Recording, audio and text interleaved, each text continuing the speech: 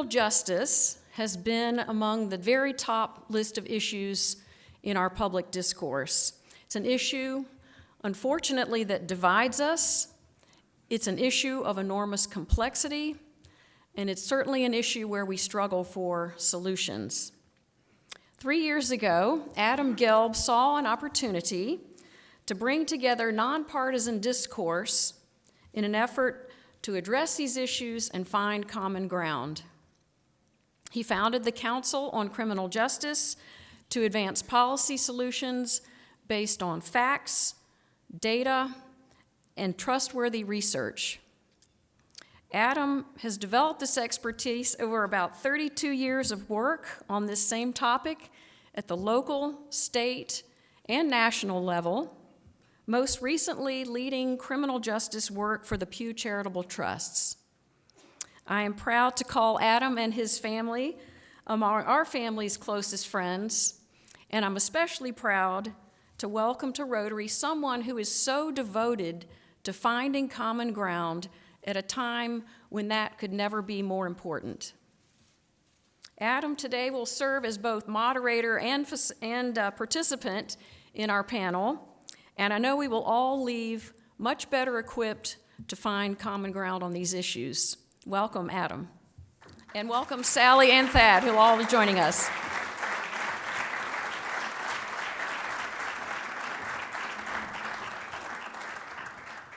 We're going to kick straight into gear here. And I just want to start out by saying, we have a system that produces neither enough safety nor enough justice. And that's what the Council on Criminal Justice is really about. And a deep sense and an abiding faith that you bring people together across partisan lines and you focus a conversation on facts and evidence, as Catherine just said, that we can find common ground and forge a productive path forward, even on this most complex of issues. So that's what we do. We are unique, and we do it in three unique ways. First, we're an invitational membership organization that's forging a forum. We call it a center of gravity for diverse voices across the field to recognize the expertise and leadership of some of the top people in the field, and to incentivize excellence among emerging leaders with that. The second, we are a truly nonpartisan think tank, a proper think tank. There are a lot of organizations out there that like to cherry pick data and like to spin things in a way that fits their predetermined policy agenda. We don't do that. We're calling balls and strikes here and anchoring things in facts. Third, we pull these two pieces together, the invitational membership and the think tank. And we form task forces, diverse groups of CCJ members, and ask them to focus on the facts and come to agreement on a path forward. And I've seen it so many times over the years that when you do that, and you do it that way, you can achieve that common ground, and you can have enormous power in terms of changing the tone and direction of the national conversation. So that's what we do, and we've run 5 task forces now, one on policing most recently, one on violence, and that's what we're going to focus on here today. And that the three of us come at this from very different perspectives. Sally is a career federal prosecutor now in private practice at King and Spalding. Thad is a former police officer, now a teacher and researcher at Georgia State. Myself, having been a journalist turned congressional and governor's aide, local program provider, and now running a nonprofit organization. So despite the fact that we come from these different places, we do find extraordinary agreement, but not on everything. So let's see where this goes. There has been, some people call it an uptick, some people call it a surge, some people call it a spike in violence. But by our calculations, we saw a 30% increase in homicides in this country between 2019 and 2020, and then another 5% increase after that. What is going on with violence in this country, and why?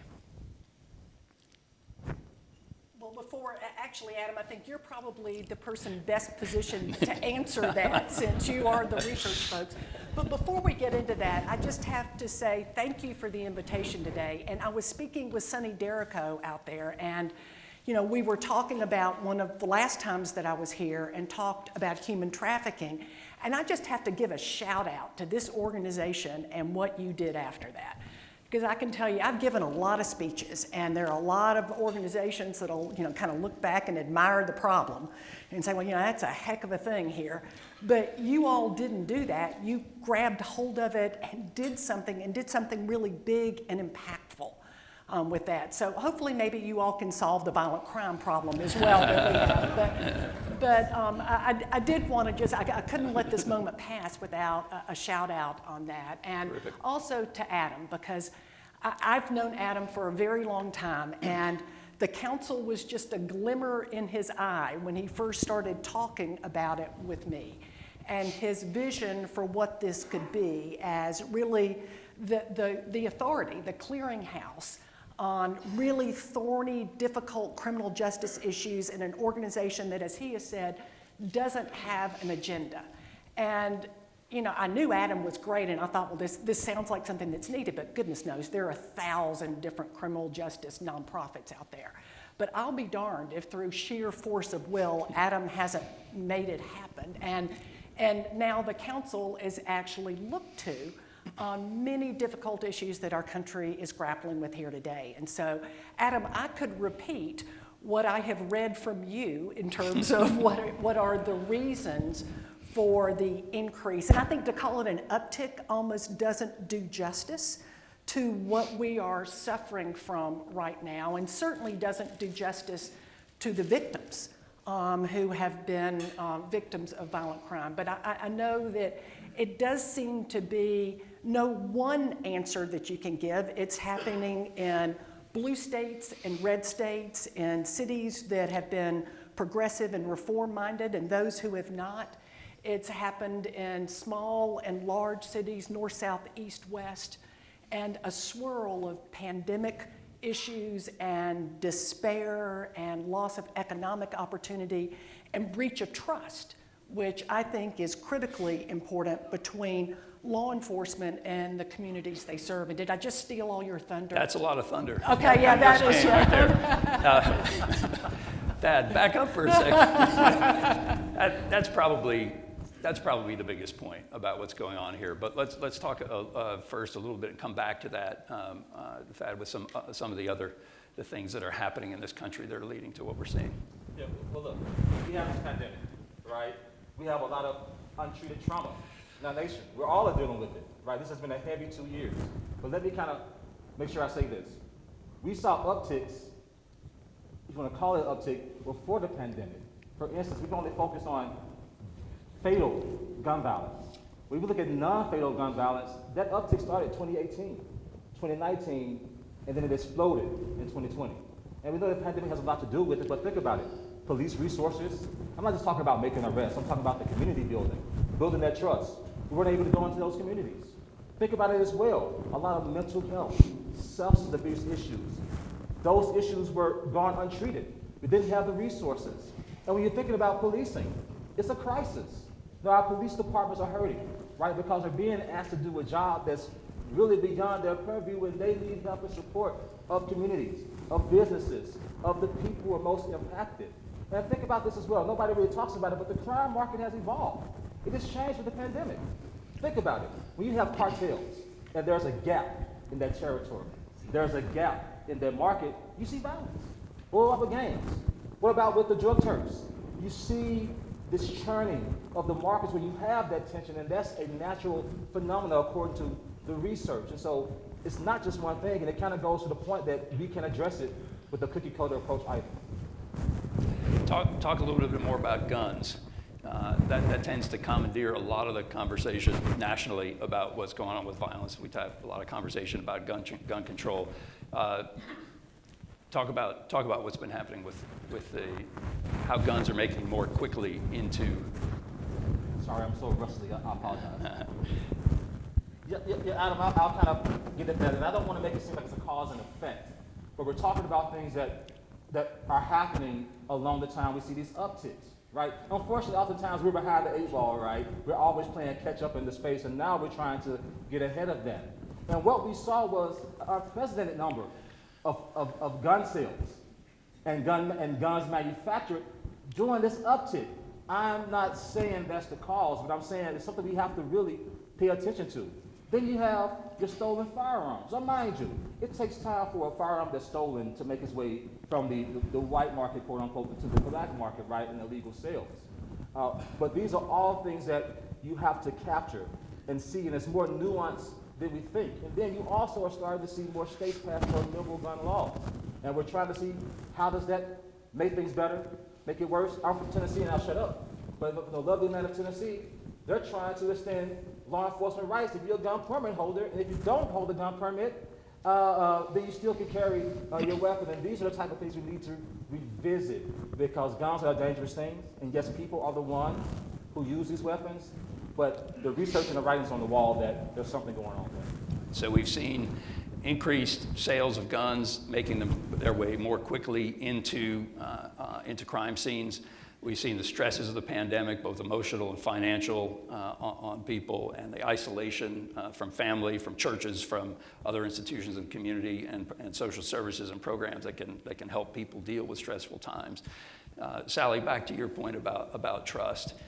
If we're being honest, which is our ethic, we have to note that yes, while there were signs of an increase in violent crime and homicide before the pandemic started and before the police killing of George Floyd in Minneapolis, the real spike occurred in the immediate aftermath of that, in the context of the social protests in this country around that. Can you talk a little bit more about that police community trust and how, at the end of the day, there are a lot of programmatic things we can do, but fundamentally, if we don't have legitimacy of our government institutions and respect for the law, we're going to be swimming uphill. Yeah, and that's something I was, involved in law enforcement for over 30 years, vast majority of which was here in Atlanta. And whether you're talking about the increase in violent crime that we're experiencing now or anything else, our entire criminal justice system is built on community trust. And when the community does not have trust in that system, when people don't believe that it operates fairly and that it applies equally to everyone, it all breaks down. I mean, I thought as we were just standing a few minutes ago and reciting the Pledge of Allegiance, the final words of that pledge, as we all know, are "with liberty and justice for all." That founding promise of equal justice. Well, when people not only don't feel like there is equal justice, but they are not seeing that on the streets of their neighborhood, when they see and feel the disparate impacts racially on Black Americans, that undermines public confidence and trust in law enforcement. And we can try to force it and make it work without that trust, but we're going to be nibbling around the edges. And so that's why, to me, it's really, and this may be getting ahead of where you were going here, addressing some of the issues that we have with respect to need for police improvements. You're not going to find a bigger fan of the cops than me. I mean, I worked with them for 30 years, but we all have to acknowledge that there is room and necessary room for improvement when you're talking use of force and implicit bias and other issues. We have to be willing to embrace both contemporaneously to deal with an increase in violence at the same time that we recognize there is real need for reform. That's so reasonable and rational. But it doesn't characterize the debates that we have in these countries today. Our debates are either-or debates. They're not both-and debates, and that's unfortunate. So say more about this. I know these high-minded principles, but isn't this really actually about cash bail? I mean, isn't it about that the police arrest people, and now we have policies that just let them loose before the paperwork is dry? No, I mean, look, I don't think, although some would certainly want to push you into either you're for the cops or you're against them, I know from my time as a prosecutor here, there's nobody who wants reform more. There's nobody who dislikes a dirty cop more than a good cop, or a cop who's not following the kinds of use of force procedures that should be used for community trust. So I completely reject this idea that in advocating for any type of reform that means that you don't back the blue or you are not supportive of law enforcement. It's just the opposite, I think, in that. And in terms of cash bail, you know, this is where I think taking these really important social issues that we have and having them pushed into partisan arguments really does the public a disservice and frankly is dishonest when that happens. When you talk about cash bail, yes, it's a problem if someone who is violent is released back on the street after they were arrested for a crime. But we don't have a problem in this country with not keeping enough people in prison pre-trial.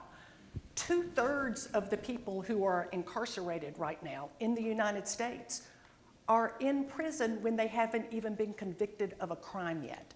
2/3 of those people. So that's not the issue. The issue is when you have state systems, because the federal system is different, right, that are not based on risk and instead are based on the size of your wallet. And it should not be, and it is not equal justice, if you commit a crime and you can bond out, if you've got $15,000 you can pony up, but you're going to sit in that jail for days, months, and sometimes years awaiting trial if your wallet is a different size. That's not, it needs to be risk-based, and we should be keeping those dangerous people in prison, detained pre-trial, but not based on how much money they have. Right. Thank you. Thad, so if the problems are as we've described, what do we do about this? It's not cash bail. Sally has said we're not locking up too many people, so we can't just simply say, well, that's the easy part. Let's keep people more locked up at pretrial. Let's send the prison population back in the other direction, growing. What should we do? You know, this is a great point. I'm going to use this other mic. Sorry.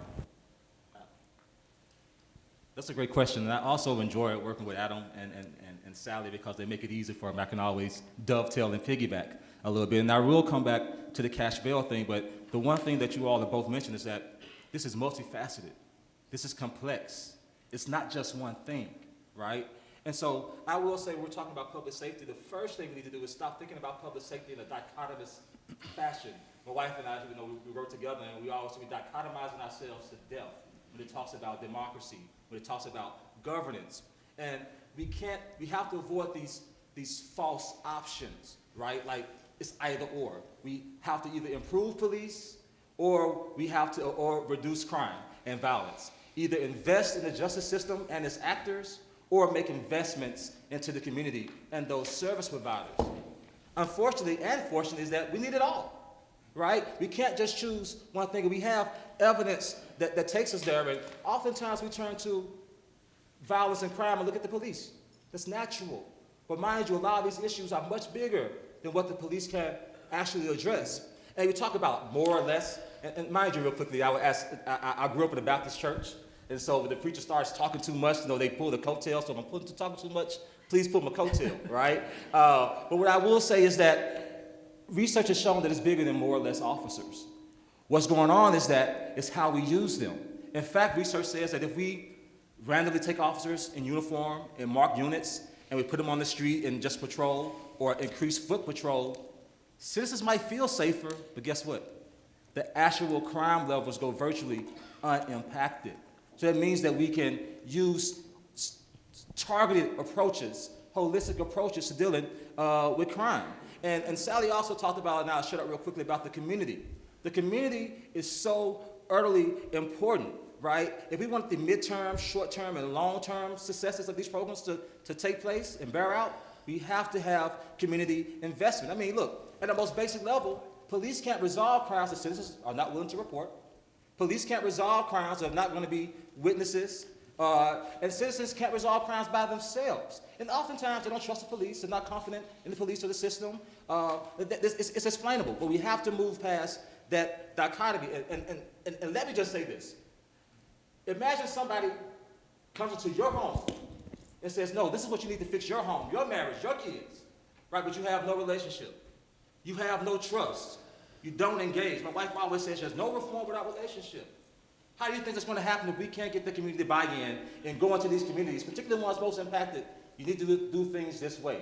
It doesn't work like that. And with these things in mind, Matt, I don't know if you mind, but I kind of want to just talk about what the Council on Criminal Justice as far as a couple essential steps of moving forward. It's okay if I kind of delve into that? Or are you going to pull my coattail? I was going to go there, so why don't you do it? All right, well, I'll lift my coattail up. All right, so there's 10 essential steps with these things in mind, right? Because we don't want our grandkids having these conversations, or our great-grandkids. There'll be a disservice. We have the opportunity to do it right. So the first thing I'm going to say, we need to hold our leaders accountable. Our leaders, our mayors, our city councils, we cannot politicize this issue. And we have to set realistic goals. Not goals, we're going to hire 1 million officers, and we're going to reduce crime by 1,000%. I call BS. And the citizens are going to see that. Their confidence is going to further fail, and the legitimacy will be injured even more. So set a modest goal, 3%, 5%, 10%. Now mind you, it doesn't sound like a lot, but guess what it equates to? Lives saved. Also, you need to analyze and focus on people, places, and the times. We don't want to over-police unnecessarily. People and places are not at highest risk of crime 24/7. It's usually time blocks. We can use our resources better, not only for law enforcement, but for services that can be provided as well. Cleaning and greening. You don't simply put in research cells, but simply put in green space, belt lines, community gardens. You can reduce crime, and not just property crime. I'm talking about violent crimes, right? Things like, it doesn't take world-changing things in many cases. And last thing, a trauma-informed approach, right? It's untreated. APD said about, again, half of these altercations that are fatal stem from arguments. They stem from confrontations. That tells me that there's a deficit in conflict resolution skills there that often breed from untreated trauma. That's much bigger than policing, right? And we have to also think about police officers. You know, police force that's demoralized, they're fatigued. I was a captain. I bounced clubs with a gold badge on, and I worked in grocery stores doing security. So you can't have officers who are overworked.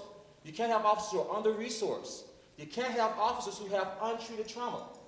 How the hell can they, excuse my language, provide quality service?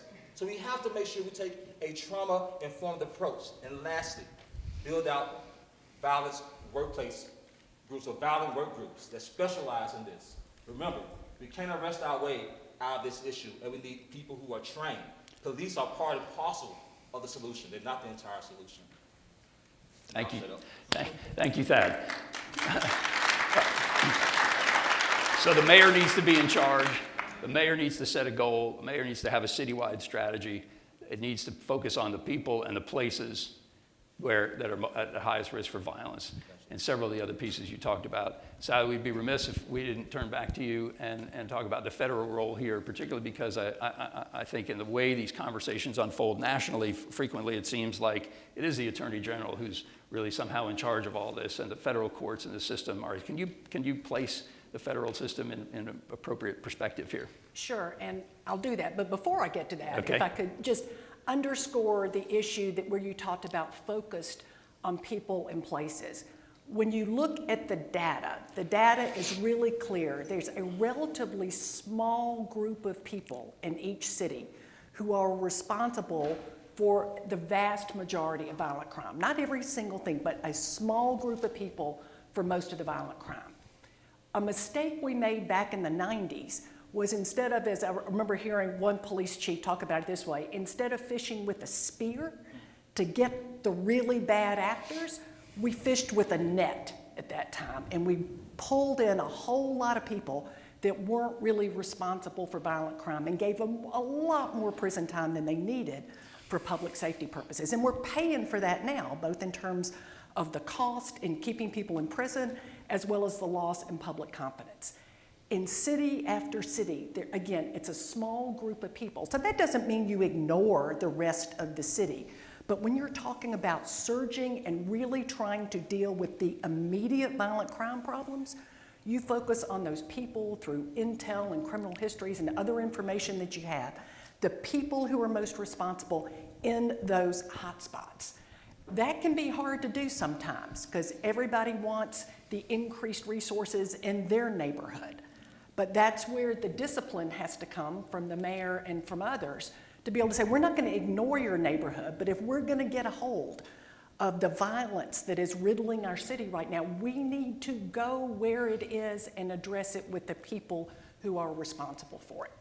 Now, the feds have a role to play in this, absolutely. See, I did make a segue into that. But well done. The feds have a role to play, but look, I gotta be honest, as much as we used to think that we were sort of king of the hill when it came to law enforcement, you know, the federal prison population is about 10% of what the overall prison population is. So really, it's state and locals who are doing all the heavy lifting.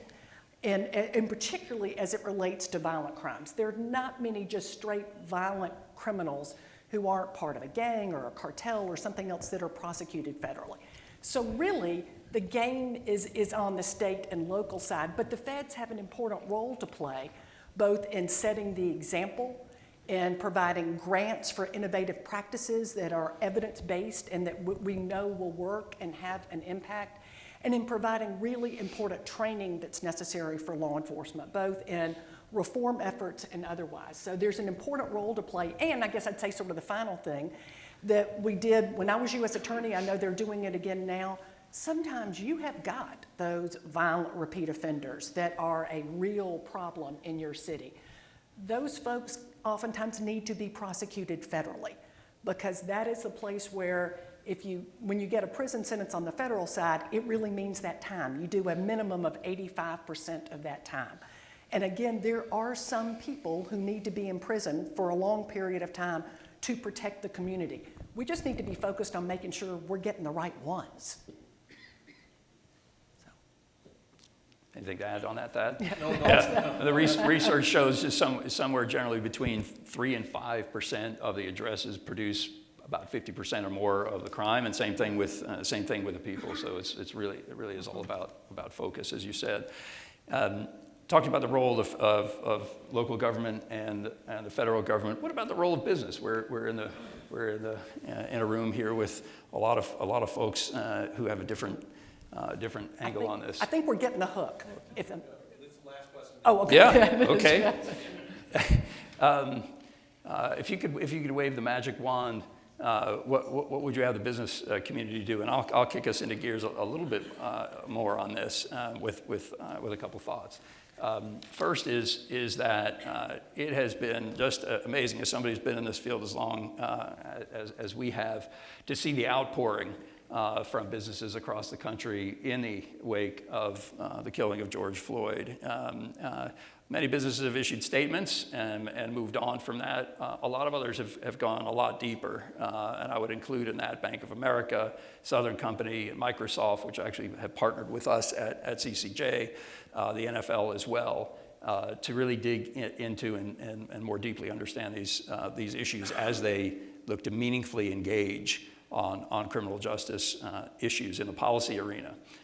They also have done a number of things in their own work. I was delighted to hear the focus coming up here at Rotary on supply chain. That's been one of the big pieces of the larger social justice movement here, is to diversify supply chains and things. But if I had one thing, that if I could wave that magic wand, it would be for the business community to not only sustain this level of interest and effort in these critical issues, but to really insist with your elected officials that they apply the same type of return on investment framework to how they're going to deal with violence and these issues that you all deal with in your everyday lives. You know, it's not the responsibility of government to just do some things that might work a little bit. It's really the responsibility of government to figure out what are the most strategic, what are the things that can have the greatest impact on this.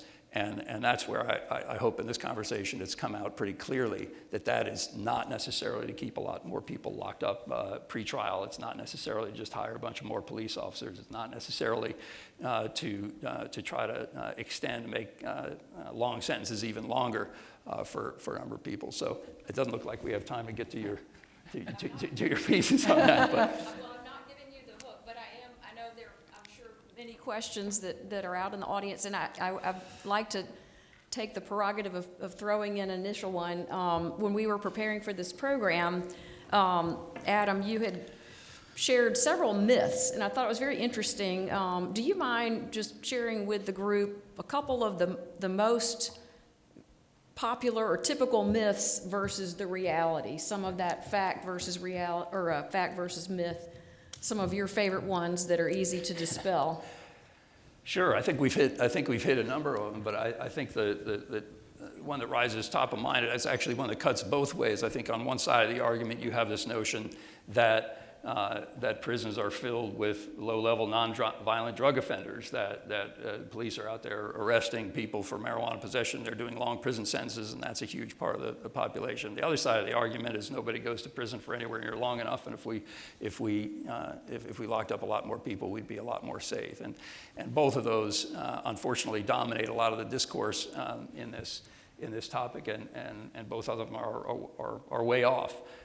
In the state system, for instance, we have about 57% of inmates who are there for their current offense is a violent offense. The rest are nonviolent current offense, but they may have had a very long rap sheet. In fact, average number of incarcerations is somewhere around 4. A number of prior convictions is somewhere around 7 or 8 for people in state prison. So.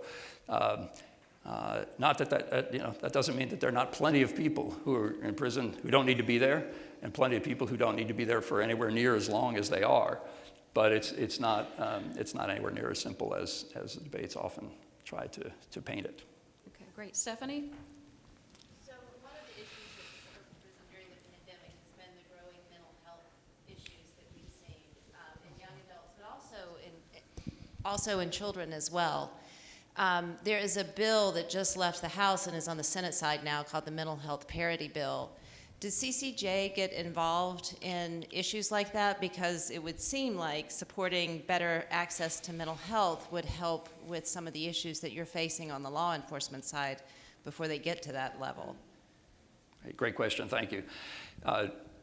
So we're just about 3 years old right now, and for the first two years during the pandemic, it was me and Abby and Charlotte. And Sally's support and the other folks on our board. We've grown tremendously in that time and expanded our portfolio. And in fact, we just launched a project on health and reentry. It's a very fascinating issue, particularly for me as somebody who's been in the field a long time. Stayed the hell away from Medicaid. I didn't want anything to do with Medicaid. It scares me to death. But it's a lot easier to focus on the funding streams that come into corrections departments and jails than to deal with Medicaid. We're right on the cusp, it seems, of Congress passing and/or Department of Health and Human Services giving states waivers in order to allow Medicaid to pay for services behind the walls for the first time for at least 30 days, if not longer. And so we launched a project to try to help corrections departments, sheriff's offices, as well as health folks try to navigate this in a way that will maximize how the services are going to be delivered, both quantity-wise and quality-wise, behind the walls. So that's our engagement on at this point in our young trajectory. You touched on a critically important issue before they even are behind the wall, is that oftentimes someone is having a mental health episode and the cops are called to that. And they're not trained in how to deal with someone who's having a mental health episode. They don't want to be there with somebody, but it can be someone who's having a mental health episode who also has a knife and consequently is dangerous. Our law enforcement system was not engineered to deal with the mentally ill, not in that initial encounter, which oftentimes, I wouldn't say oftentimes, which too often ends with a bad result with an encounter with law enforcement in that situation. nor is our prison system really set up to provide the kind of mental health treatment that people need. It's great that that Congress is going to pass this bill. They got some work they need to do in the Federal Bureau of Prisons too before in sort of cleaning up their own house, because unless someone is basically not functional, they're not getting any real mental health treatment. And so what do you think is going to happen when that person gets out? And 95% of people in prison eventually get out. What's going to happen when that person gets out? We're not even giving them a fair shot. And don't get me going on all sorts of reentry issues that also are important here, which is something that you all can do something about. People have to have a job when they get out in order to be successful. A job is not enough. There's a lot more, but they sure can't succeed if they can't work. And far too often, people can't work with a felony conviction. And let me just say real quickly, juveniles. Let's separate the conversation, juveniles and adults. And we tend to talk about it in one fell swoop, even with reentry. And as a police officer, wasn't trained to deal with mental issues, health issues, and I definitely wasn't trained on how to deal with juveniles. I treated them like adults. That's not right. Our system treats them like adults. You talk about release, cash bail, and these things. Pre-trial detention, particularly for lower-level juvenile offenders, can be very detrimental to their trajectories. In fact, research shows that it increases the likelihood of violent recidivism as well as property crime recidivism over the course of their lives. And so this goes to show that it's a multi-pronged approach, and that we need business opportunities, we need mental health opportunities, we need to align with schools, juveniles and educational systems. But it's so utterly important that we separate that conversation, and thank you for that question, because the mental health issues that juveniles and adults deal with are separate, and the detriment of them can oftentimes be more severe for juveniles. And so I think that's an important conversation. Thank you. David Lewis? Yeah, you often hear cops talking about how they catch people, but then the courts just, kick them out. The pandemic has exaggerated that problem just by a huge amount because courts were closed. They could not prosecute people. So you've got this incredible backlog now, and not just in Atlanta, but presumably across the country. Is that something CCJ has looked at, and are there any answers out there? Yeah, we have.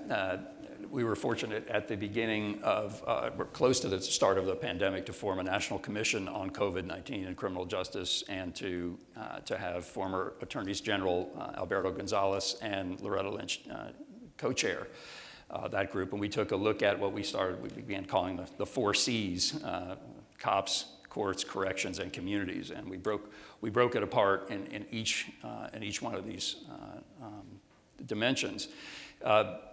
The backlogs are a real problem, and courts across the country are in wide variance right now with respect to how much they're back up and running and not. And I don't think anyone, particularly anybody who's working in these courts, is going to try to argue that they need to get the trains moving again, and that when they do, there's going to be enormous pressure on other parts of the system, particularly corrections. If you're asking more directly, I think we had about the impacts on crime and the quick release of folks. I think the comments earlier are really important here. You want on one hand to make sure there's accountability, on the other to make sure that there's empathy. You also want to make sure you understand that the most important things about deterrence are swiftness and certainty, not severity. Severity is the enemy of swiftness and certainty. And so you want a system that emphasizes that instead of the long sentences at the end. But you also need to recognize that the research is very clear that when you lock somebody up, even for a day or 2 or 3, that you can really knock them off track, and you can end up costing them their job and a whole bunch of other things that is just not worth it. So there have to be other responses to the crimes where somebody is not going to be an immediate threat to public safety that strike the appropriate balance between protecting the community and making sure that we're not doing things that just put this person on a worse path. Sally? Yeah, and I will say too, just to piggyback, listen, because you've committed a crime doesn't mean you lose your constitutional rights. Your constitutional rights don't stop at the jailhouse door. And I think oftentimes we forget about that. The presumption of innocence matters in our nation. So we have to make sure that we try to abide to all of everything we see in the Constitution and all the provisions. And that's a hard balance of public safety without infringing upon people's rights. And our legitimacy and our ability to impact crime depends on our legitimacy on how we treat those, even no matter how we perceive their guilt, and no matter how they're condemned in the court of public opinion. And research shows that, really, like people don't specialize in violent offending, the most part. They don't specialize in crimes. And even when we did research on hardened robbers, what we found when they recidivated was either technical violations or they failed the drug test, or use it for some type of property crime. But you don't really have those habitual specialized offenders out there, and so you can find some solace in that. Sally Yates, Thad Johnson, Adam Gelb, thank you so much.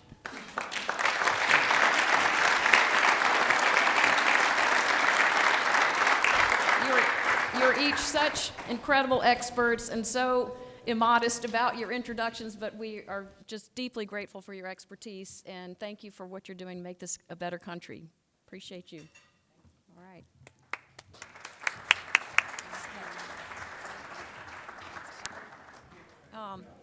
See you next week at Norfolk Southern.